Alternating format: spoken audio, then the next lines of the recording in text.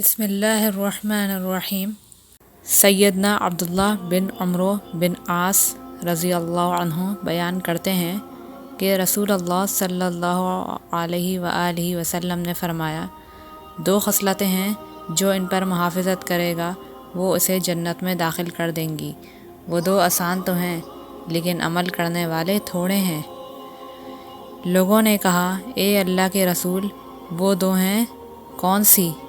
آپ صلی اللہ علیہ وآلہ وسلم نے فرمایا، ہر فرض نماز کے بعد 10 مرتبہ الحمدللہ، اللہ اکبر اور سبحان اللہ کہنا۔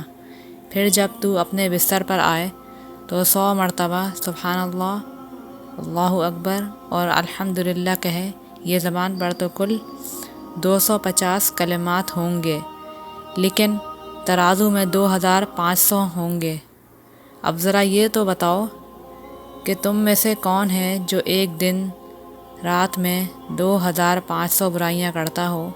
صحابہ نے کہا، تو پھر عمل کرنے والے کم کیسے ہوں گے؟